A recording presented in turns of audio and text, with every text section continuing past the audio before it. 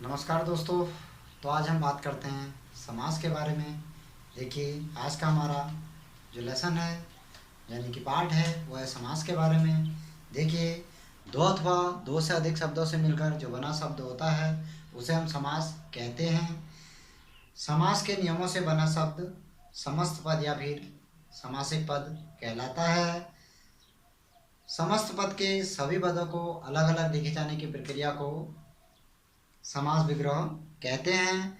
और देखिए, समास की रचना मुख्यतः दो पदों में होती है। पहले को पूर्व पद और दूसरे को उत्तर पद कहते हैं। जैसे हमारा राजपुत्र है, शब्द मानो राजपुत्र है तो इसका जो विग्रह होगा वो होगा राजा का पुत्र। यानी कि किसका पुत्र है? राजा का पुत्र है। तो यानी कि पुत्र पे हमारी पद प्रधानता यानी कि मुख्य शब्द पुत्र है। तो इसीलिए देखिए, इस शब्द में इसका उत्तर पद प्रधान होगा। तो इसी क्रम में सभी समासों में देखिए, पद प्रधानता में जो आपका होता है पहला अव्ययभाव समास, इसका पूर्व पद प्रधान होता है। उसके बाद तत्पुरुष, कर्मधारय और द्विगु, ये तीन समास ऐसे होते हैं जिनका उत्तर पद प्रधान होता है। फिर उसके बाद द्वंद्व समास जिसके दोनों पद प्रधान होते हैं। और अंतिम आता है हमारा बहुव्रीहि समास, इसका कोई भी पद प्रदान नहीं होता अर्थात तीसरा पद प्रदान होता है। तो हम बात करेंगे शुरू से। देखिए, समास में घुसेंगे यानी कि समास के भेदों में घुसेंगे। समास के भेदों में पहला भेद नंबर आएगा अव्ययभाव समास। इसके बारे में हम अब जानकारी लेंगे। तो दोस्तों, बात आती है अब समास के पहले भेद यानी कि अव्ययभाव समास के बारे में। अव्ययभाव समास, पहले हमें बात क्या रखनी है कि अव्ययभाव समास का पहला पद प्रधान होता है। और इसके अंतर्गत देखिए, हमारे उपसर्ग यानी कि अव्यय वाले उपसर्ग होते हैं। अव्यय का अर्थ होता है यानी कि बिना परिवर्तित कोई शब्द, उसे हम अव्यय कहते हैं। जैसे देखिए, इसके अंतर्गत एक ट्रिक जैसी है जिसे कहते हैं अनु, आ, प्रति, भर, यथा, यावत, हर। देखिए, यह है, इसमें हम यानी कि किसी भी शब्द का पहला यानी कि उसमें उपसर्ग अनु या फिर आ या प्रति या भर या यथा या यावत या हर होता है, वो हमेशा ही अव्ययभाव समास होता है। जैसे कि शब्द आता है आपका अनुरूप, तो अनुरूप का रूप के योग्य इसका विग्रह होता है। रूप के योग्य गौरंत।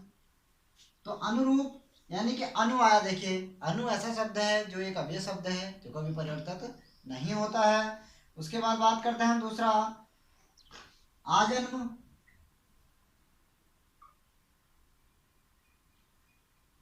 जन्म से लेकर, जन्म से लेकर, देखिए इन दोनों ही जैसे अनुरूप है और आजन्म है, इसमें आपका क्या होता है कि पूर्व पद प्रधान होता है कहते हैं। तो यहाँ देखिए, जन्म यानी कि जन्म की बात कर चल रही है तो पद प्रधान यानी कि कौन है? पहला पद है। और ऊपर रूप की बात चल रही है, किसकी? रूप की बात चल रही है। तो इसीलिए पद प्रधानता के अनुसार पहला पद प्रधान ही अव्ययभाव समास का होता है। देखिए तीसरा, जैसे प्रतिदिन, प्रतिदिन, प्रतिदिन का विग्रह होता है प्रत्येक दिन यानी कि दिनों दिन जो होता है प्रत्येक दिन यानी कि हर दिन होने वाली घटना जैसे होती है कोई। अगला प्रतिकूल, प्रतिकूल, प्रतिकूल का जो विग्रह होता है हमारा वो होता है इच्छा के विरुद्ध, इच्छा के विरुद्ध।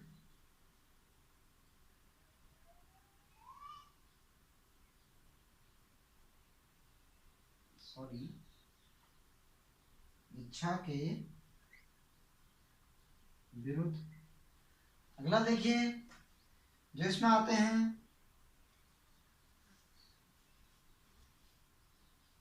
भरपेट यानी कि पेट भर के, पेट भर, पेट भर के, पेट भर के यानी कि इसका विग्रह होता है। तो क्या भर के हो रहा है, तो हमारा पेट भर के यानी कि हमारा पूर्व पद प्रधान आ रहा है। अगला यथाविधि, यथा विधि, यथाविधि का जो विग्रह होता है विधि के अनुसार, यानी कि विधि का जो विधान होता है उसके अनुसार, विधि के अनुसार। देखिए अगला यथासंभव, यथा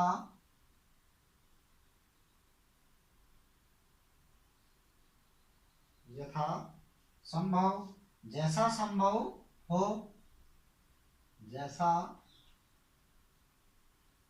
संभव हो। अन्य भी कई ऐसे शब्द आते हैं इसके अंतर्गत। मैं आपको एक बात बता दूं कि जैसे देखिए कोई भी अगर हमारा शब्द है उसमें अव्यय लगा हुआ, कोई भी उपसर्ग आ रहा है किसी भी शब्द के अंतर्गत, वो सभी अव्ययभाव समास के उदाहरण होते हैं।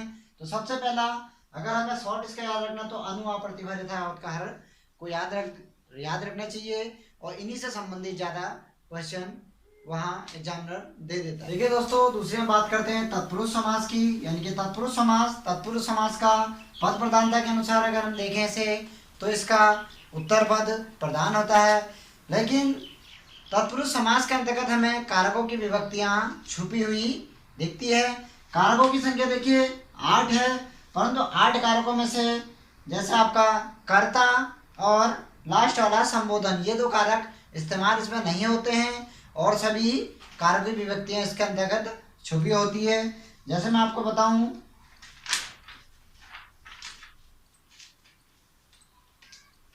यश प्राप्त, यश प्राप्त, यश को प्राप्त, यश को प्राप्त, यानी कि किसे प्राप्त हो रहा है, तो हमारा देखो यश को प्राप्त हो रहा है, तो हमारा उत्तर पद प्रधान इसमें होगा। दूसरा ग्रामगत, ग्रामगत, ग्राम को गया हुआ, ग्राम को गया हुआ, यानी कि कहाँ को जा रखा हो, तो गांव को जा रखा है, ठीक है, ग्राम को गया हुआ। जैसे रथ चालक, रथ चालक, रथ को चलाने वाला, रथ को चलाने वाला। ये जो है हमारे वो अपना कर्म तत्पुरुष, यानी कि जो कर्म तत्पुरुष होता है कर्ता ने कर्म को, तो को की विभक्ति सभी के शब्दों में क्या है आपका लोप हो रखी है, ठीक है। अगला जैसे बात करते हैं हम आचार कुशल, आचार कुशल, आचार कुशल में देखिए आचार से कुशल, आचार से कुशल। देखिए इसमें आचार कुशल है, यानी कि से विभक्ति का इसके अंतर्गत शब्द के अंदर लोप है। तो अगली हम बात करते हैं करुणापूर्ण,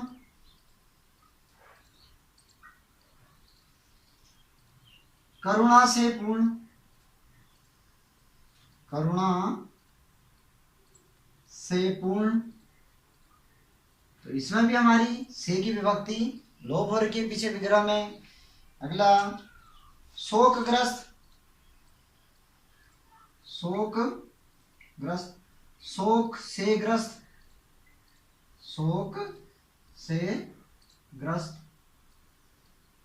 यानी किससे ग्रस्त है, तो शोक से ग्रस्त है, से विभक्ति का लोप हो रखा है, और आपका उत्तर पद इसमें प्रधान है। अगली हम बात करते हैं देशभक्ति,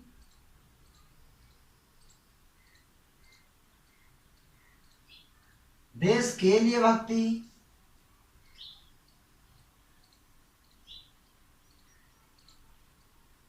देश के लिए भक्ति।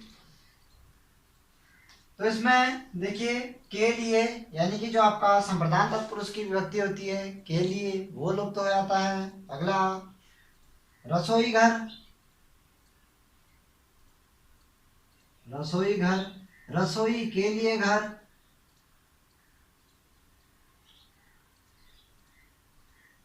रसोई के लिए घर। अगला गौशाला, गौशाला, गौ के लिए शाला यानी कि गौ के लिए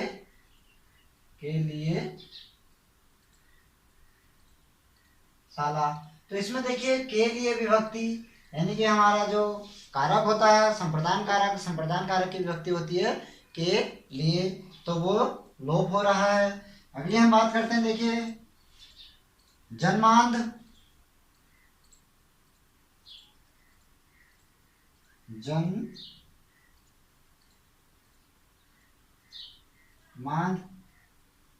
जन्मांध में देखिए जन्म से अंधा, जन्म से अंधा जो व्यक्ति होता है, इसमें देखिए अपादान कारक की विभक्ति से यानी कि जो होता है स्थान छोड़ना, वो हमारा विलुप्त हो रखा है। अगला देश निकाला,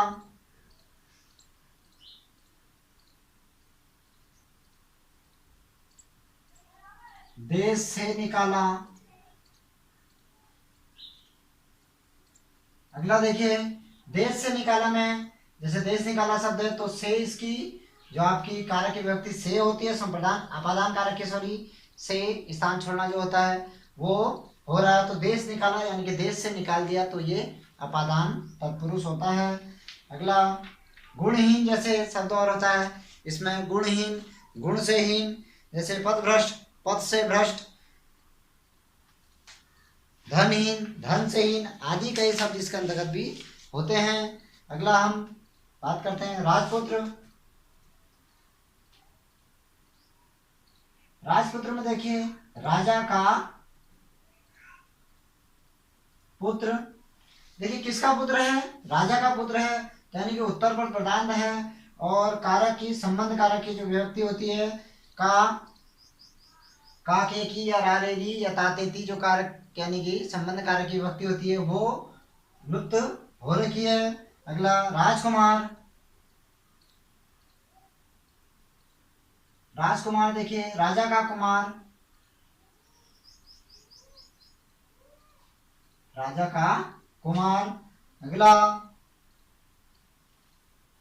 सेनापति, सेना का पति, सेना का पति।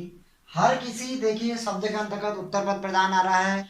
अगला बात करते हैं हम अधिकरण तत्पुरुष की, जैसे गृह प्रवेश,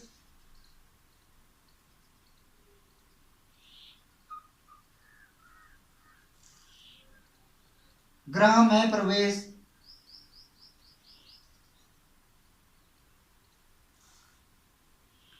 गृह में प्रवेश, यानी कि गृह में यानी कि घर में प्रवेश करना। तो कहाँ प्रवेश कर रहे हैं, घर में प्रवेश कर रहे हैं, तभी उत्तर पद प्रधान है। और साथ में विभक्ति यानी कि जो कारक की विभक्ति अधिकरण में पर स्थान बताना जो होता है उस कारक की विभक्ति मैं, इसमें मैं का लोप है। अगला आप बीती, आप बीती, आप पर बीती, आप पर, तो में बड़ी की मात्रा होगी, आप पर बीती, यानी कि किस पर बीती, आप पर, मैं पर, अधिकरण मैं पर स्थान बताना। जिस कारक जो यानी कि कारक होता है अधिकरण मैं पर स्थान बताना, या तो मैं की आएगी या फिर पर का इसके अंतर्गत आएगा। जैसे धर्मवीर, धर्मवीर, धर्म में वीर, धर्म में वीर। अगला देखिए हम तीसरे नंबर की बात करते हैं कर्मधारय समास की। जो कर्मधारय समास है हमारा, देखिए इसमें जिस समास का समस्त पद यानी कि उत्तर पद प्रधान होता है उसे हम कहते हैं कर्मधारय समास कहते हैं। इसके देखिए दूसरी विशेषता क्या होती है कि पूर्व पद का उत्तर पद में उपमान उपमेय अथवा विशेषण और विशेष्य का संबंध रहता है, यानी कि उपमान और उपमेय की तुलना होती है या फिर विशेषण या विशेष्य की तुलना इसके अंतर्गत होती है। पहचान देखिए, पहचान है जो के समान, है जो के समान, किसी भी शब्द के विग्रह करने में है जो के समान अगर हमारा उसमें विग्रह में आ रहा है तो वो शब्द हमारा कर्मधारय समास का उदाहरण होता है। जैसे चरण कमल, चरण कमल, चरण के समान कमल, चरण के समान कमल, किसके समान है, यानी कि उसके चरण, ठीक है, वो कमल के समान है। तो हमारा इसमें चरण और कमल के बीच यानी कि उपमा और उपमेय, उपमा ये है तो उपमेय उसका कमल है। देखिए तो उपमान और उपमेय में भेद बताया जाता है या विशेषण या विशेष्य में इसके भेद बताया जाता है। तो चरण के समान, किसके समान, चरण के समान, तो के समान की विभक्ति इसमें आई है। अगला कनकलता, कनकलता में देखिए कनक की सी लता, कनक की सी लता, देखो की सी लता यानी कि है जो के समान वाली बात आई। अगला कमल नयन, कमल नयन, कमल नयन में देखिए जो इसका विग्रह होता है कमल के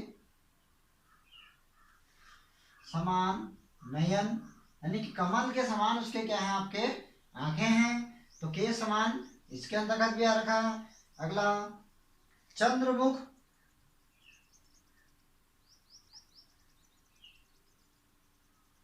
चंद्रमुख, चंद्र के समान, चंद्र के समान मुख, इसमें भी देखिए के समान हमारा बीच का विग्रह करने के बाद मिल रहा है हमें। देहलता,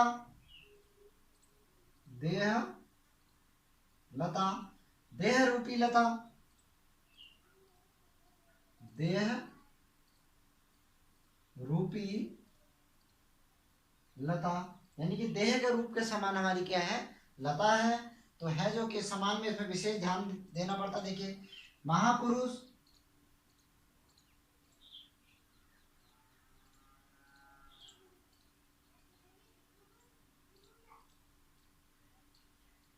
महापुरुष, महान है जो पुरुष, महान है जो पुरुष। अगला देखिए परमानंद, परम है जो आनंद, परम है जो आनंद। अगला घनश्याम, घनश्याम में देखिए घन जैसा श्याम, घन जैसा श्याम। देखिए कोई कोई शब्द ऐसे होते हैं जो बहुव्रीहि और कर्मधारय के एक समान होते हैं, लेकिन उसका हमें वहां पे ऑप्शन देखना पड़ता है कि ऑप्शन किस माध्यम से उसने दे रखा है। तो देखिए अगला जैसे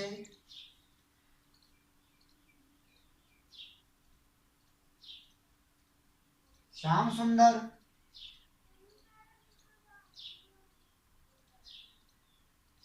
श्याम सुंदर का जो विग्रह होता है श्याम जो सुंदर है, श्याम जो सुंदर है। देखिए अन्य कई भी ऐसी उदाहरण इसमें जैसे महात्मा यानी कि महान है जो आत्मा, या महाकाव्य महान है जो काव्य, या परमेश्वर परम है जो ईश्वर। ये शब्द है जो के समान जिस भी शब्द के अंतर्गत अगर विग्रह करने के बाद उसे तोड़ने के बाद अगर मिलता है तो वो हमारा कर्मधारय समास का उदाहरण होता है। देखिए अब हम बात करते हैं चौथे नंबर के द्विगु समास की।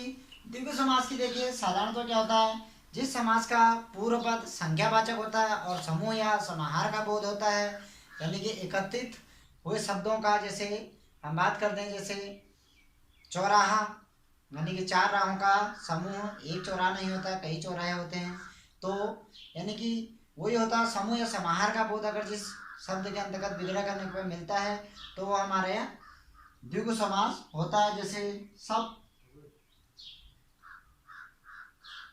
सप्त सिंध, सप्त सिंध मतलब 7 सिंधुओं का समूह, 7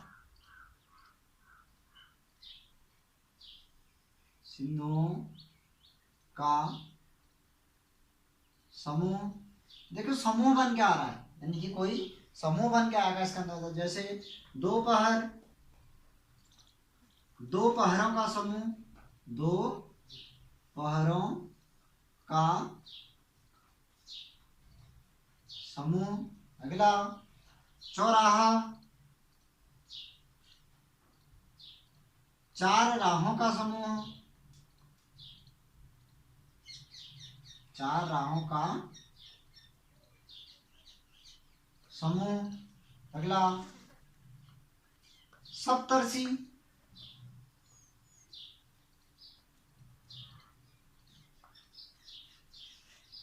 सप्तर्षि 7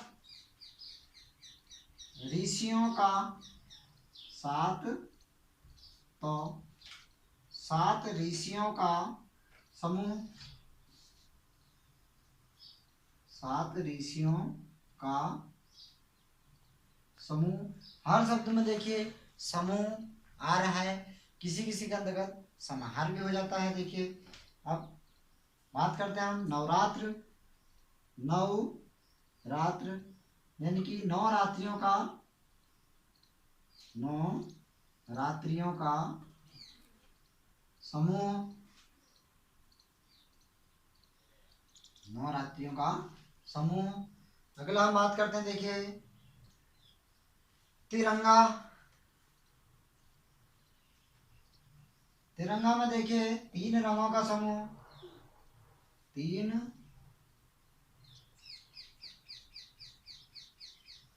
रंगों का समूह, रंगों का समूह। अगली हम बात करते हैं देखिए त्रिकोण, त्रिकोण, त्रिकोण में देखिए 3 कोणों का, 3 कोणों का, कोणों का समाहार, यानी कि जहां 3 कोण मिलते हैं उसमें देखिए समूह, अन्य शब्दों में समूह आता तो इसमें समाहार वो आ गया। और पहला शब्द यानी कि तिरी, तिरी का अर्थ मतलब 3 या उससे ऊपर, तिरंगा यानी कि 3, यानी कि नवरात्र यानी कि 9, और सप्तर्षि जैसे 7, चौराहा 4, ऐसी संख्यावाचक शब्द, हर कोई शब्द इसमें संख्यावाचक रहेंगे। जैसे अठन्नी अगला शब्द 8 आनों का समूह, 8 आनों का समूह। अन्य देखिए द्विगु समास के अंदर जैसे होते हैं त्रिगुण, यानी कि त्रिगुण का होता है 3 गुणों का समूह, या नवग्रह, 9 ग्रहों का समूह, या त्रिकाल 3 कालों का समाहार, या त्रिफला 3 फलों का समाहार। अन्य ऐसे ही कई शब्द ऐसे हैं जो क्या होता है आपका आगे से संख्या से प्रारंभ होते हैं, यानी कि संख्यावाचक होते हैं, तो वो सभी शब्द आपके द्विगु समास के उदाहरण होते हैं। ये दोस्तों अगली हम बात करते हैं पांचवें क्रम की, यानी कि द्वंद्व समास की बात। द्वंद्व समास में क्या होता है, इसके दोनों पद प्रधान होते हैं और बीच में यानी कि समास विग्रह के बाद और, अथवा, या, एवं, ये विग्रह करने के बाद इसके अंतर्गत आते हैं। दूसरी खास बात यह है हमारे द्वंद्व समास की, इसमें यानी कि विलोम शब्द रहते हैं।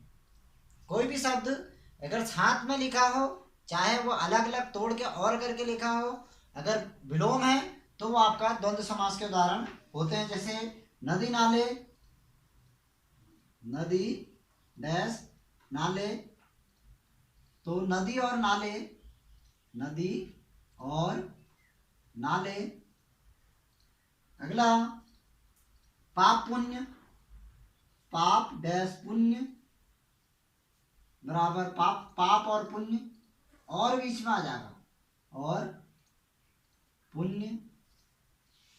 गुण दोष, गुण डैश दोष बराबर गुण दोष, गुण और दोष। अगला ठंडा गरम,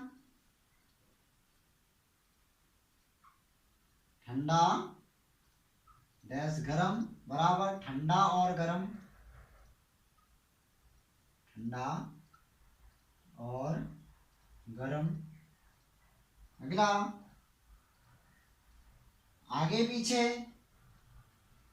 आगे डैश पीछे बराबर आगे और पीछे, आगे और पीछे। या फिर राजा प्रजा, राजा डैश प्रजा, राजा और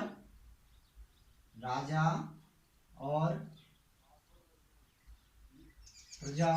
अगला भाई बहन, भाई बहन, भाई और बहन, भाई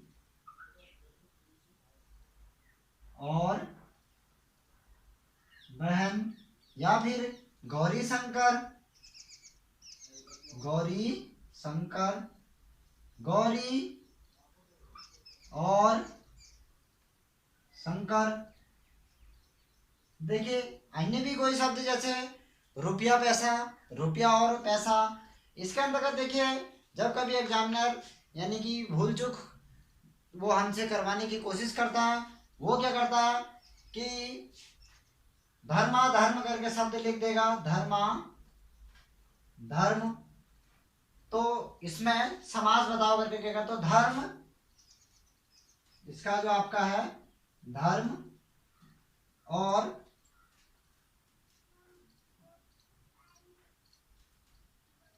धर्म या अधर्म, या धर्म या अधर्म, यानी कि या शब्द थे और अथवा या एवं किसी के बीच में भी अगर आता है विग्रह करने के बाद तो वो हमारे द्वंद्व समास के उदाहरण होते हैं।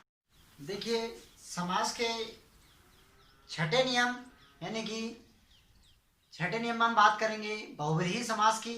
बहुव्रीहि समास के अंतर्गत जिस समास का कोई भी पद प्रधान नहीं होता है उसे हम बहुव्रीहि समास कहते हैं, यानी कि इसका कोई एक तीसरा पद प्रधान होता है। जैसे देखिए यानी कि किसी की, यानी इस युग में किसी की बात चली, वो किसी विशेष व्यक्ति का नाम है तो उसको हम बहुव्रीहि समास उस शब्द को कहते हैं। इसमें अत्यधिक देखिए भगवानों के नाम और शैतानों के नाम, राक्षसों के नाम मतलब, और जैसे कोई भी एक व्यक्ति जो उस जन का सर्वश्रेष्ठ व्यक्ति हो, जैसे गोस्वामी, जैसे गोस्वामी के नाम से हम बात करते हैं कि गोस्वामी तुलसीदास का नाम आगे सीधा आ जाता है। तो ऐसे ही शब्द जैसे शब्द होते हैं लंबोदर, शब्द जैसे लंबोदर, लंबोदर का जो विग्रह होता है लंबा है उधर जिसका, लंबा है उधर जिसका। अर्थात होते कौन है, श्री गणेश। लंबा है उधर, उधर मीन्स होता है जैसे देखिए हमारा पेट, यानी कि पेट जिसका लंबा है। अगला दशानन, दस है आनंद जिसके, दस है आनंद जिसके। देखिए 10 सिर, यानी कि 10 सिर किसके थे, हमारे रावण जी के, श्रीलंका के रावण यानी कि उनके 10 सिर 10 कंध नाम है देखिए उनके पर्यायवाची में। अगला चक्रपाणी, चक्रपाणी, चक्र है पानी में जिसके हाथ में, यानी कि चक्र है पानी में जिसके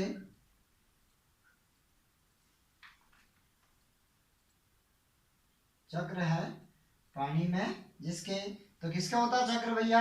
विष्णु भगवान के हाथ में चक्र होता है।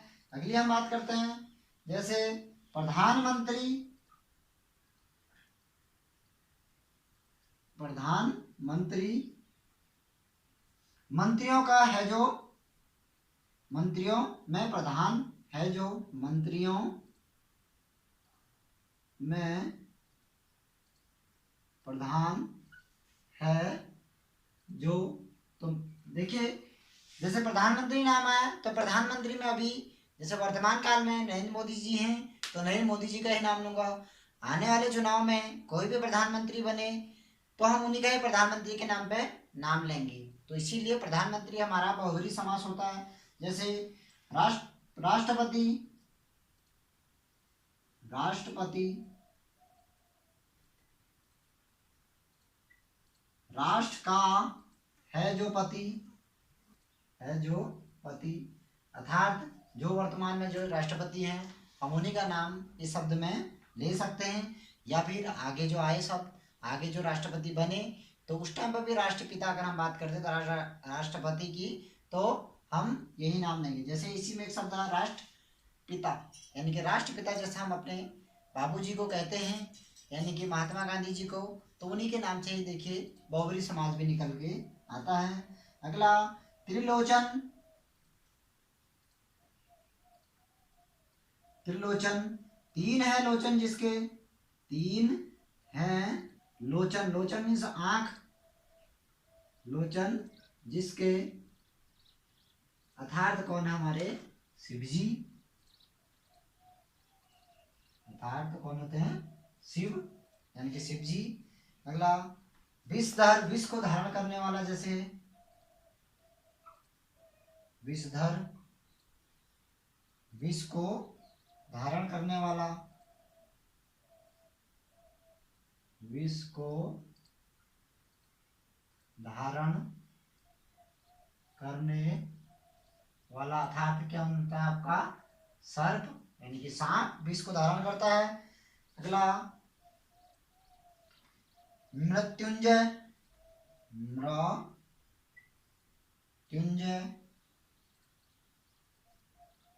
मृत्यु को जीतने वाला, मृत्यु को जीतने वाला, अर्थात देखिए शंकर भगवान यानी कि शिव जी ही मृत्यु को जीतने वाले थे। इसके अलावा देखिए जैसे अन्य होते हैं हमारे मीठ बोला, मीठी है बोली जिसकी, और सतखंडा यानी कि सात है खंड जिसमें, अर्थात वह माल जिसके सात भाई हैं। अगला नेक नाम, नेक है नाम जिसका, यानी कि एक ही नाम जिसका नेक होता है। या जितेंद्रिया, जीता है इंद्रिया जिसने। ऐसे कई शब्द जो होते हैं हमारे वो बहुब्रीहि समास के उदाहरण होते हैं। देखिए समास के अंतर्गत एक हमारा नण समास यानी कि नण तत्पुरुष वाला समास चलता है। यह तत्पुरुष का सातवां भेद होता है। देखिए तत्पुरुष का सातवां भेद ये होता है और इसे हालांकि अलग ही समासों की गिनती में आता है कि नण समास करके बात करते हैं। तो इसमें क्या होता है कि जैसे जिस समास में पूर्व पद निषेध सूचक होता है यानी कि ना का बोध कराता है, और जिसमें अ अन नौ ना गैर आदि शब्दों से मिलके वो आगे से यानी कि उसका उपसर्ग होता है, उसे हम नण तत्पुरुष या नण समास कहते हैं। जैसे अधर्म, अधर्म का हम न धर्म इसका विग्रह होता है, जैसे न धर्म। या अगला अनावश्यक, अनावश्यक, न आवश्यक। या फिर आजन्म, देखिए इसके उदाहरण हमारे तत्पुरुष के अंतर्गत भी या फिर कहीं भी वो आ सकते हैं। वो हमें उस समय बहुत ही गहनता से देखना पड़ता है कि इसका विग्रह क्या बनेगा, तब जाके हमें ऑप्शन चूज करना पड़ता है। जैसे आजन्म है न जन्म, इसका देखिए न जन्म भी होता है, आजन्म यानी कि जन्म से लेकर अर्थात अव्ययभाव समास के अंतर्गत भी ये आता है। अगला अनेक, अनेक न एक यानी कि जिसमें कोई भी उपाय न चले। अनंत, अनंत में न अंत। देखिए ये ही ऐसे ही कई शब्द जो न में नकार देते हैं यानी कि पीछे न हो जाता, न हो जाता है जिसका, उसे हम नर तत्पुरुष कहते हैं। देखिए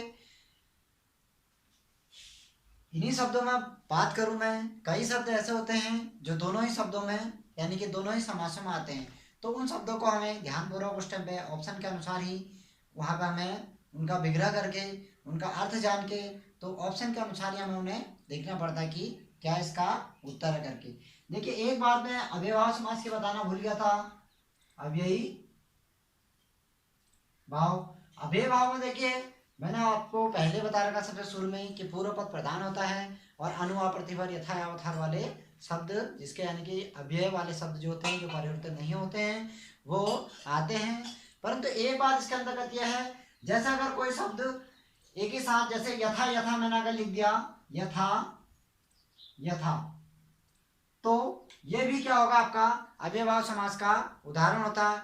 जैसे मैंने कह दिया जैसा जैसा, जैसा जैसा डैश करके जैसा जैसा लिख दिया, तो ये भी आपका क्या होगा कि अव्यय समास का उदाहरण होगा। अगर कोई शब्द दोबारा रिपीट करके लिखा जा रहा है तो वो अव्ययभाव समास का उदाहरण होता है।